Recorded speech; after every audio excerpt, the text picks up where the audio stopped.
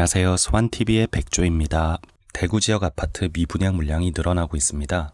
지난 3월 153세대, 4월 897세대에서 5월 1185세대로 급증했고 하반기 들어서도 신규 분양한 아파트 가운데 청약 미달 단지들이 잇따라 발생해 미분양 물량이 더 쌓일 전망이라고 합니다. 그중 대구의 강남이라고 불리는 수성구에서도 미분양이 발생했다고 하는데요. 분양시장은 신축을 의미하고 주요 입지의 신축은 임대인, 임차인, 실거주의 거래가 기축보다 활발히 이루어지는 특성을 가집니다. 이러한 신축 시장에서 미분양이 발생했다는 것은 실수요가 무너졌다는 것으로 미분양은 흔히 주택시장에서 하락의 시그널로 해석된다고 합니다. 주택시장 가격 결정 요인에는 여러 가지 변수가 있지만 대표적으로 뽑자면 금리, 규제, 공급을 들 수 있습니다. 이 변수들 중에서 이번 대구 주택시장 미분양의 원인을 꼽자면 금리는 그대로이고 규제도 올해 상반기 이사 대책 후 특별히 추가된 것이 없으니 결국 공급 때문이라고 판단됩니다. 이번 시장을 보면서 또 한 번 느끼게 된 게 결국 물량 앞에 장사 없구나 였습니다. 대구는 16년부터 많은 과잉 공급이 이루어진 도시 중 하나입니다. 또한 입주 물량으로 유추해 봤을 때 올해 이후 22년에는 역대급 분양 물량이 쏟아질 예정인데요. 이런 추세로 본다면 미분양은 어쩌면 예정된 일이었을지도 모릅니다. 여기서 느끼는 바가 서울의 공급 물량입니다. 현 정부 출범 후 4년간 서울 아파트 변동률은 경실련 통계 자료로는 93%, 대출 기준 KB국민은행은 46%, 실거래 계약건을 종합하면 75% 상승했다고 합니다.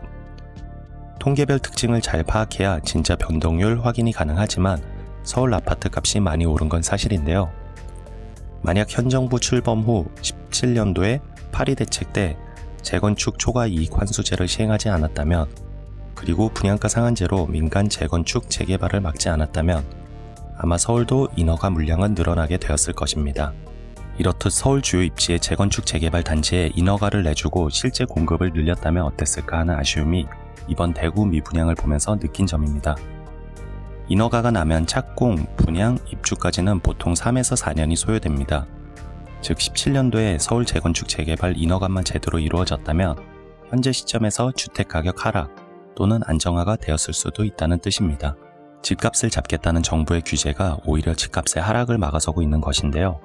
재건축 초과 이익 환수제, 분양가 상한제 등으로 인허가 공급은 씨가 마르고 양도세 강화, 거주요건 강화, 임대차 3법 등으로 민간에서 나와야 할 매도 물량도 잠겨버렸기 때문입니다. 그러면 다시 대구 지역에서 발생한 미분양이 우리나라 부동산 시장의 하락 시그널일까요?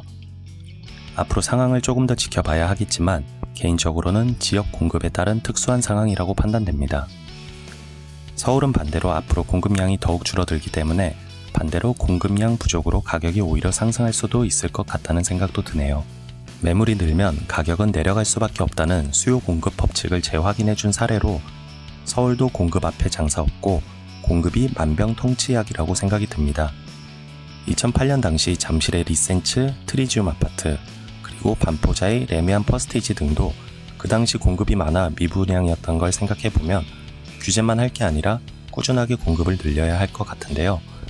그러나 빈 땅은 없기 때문에 재건축, 재개발을 풀어줘야 한다고 생각됩니다. 마지막으로 이번 대구 아파트 미분양을 보면서 다시 한번 시장에서 공급의 중요성을 느낀다는 말씀으로 이번 영상을 마무리하겠습니다. 오늘 영상이 좋았다면 구독과 좋아요 그리고 알람 설정도 해주시면 감사하겠습니다.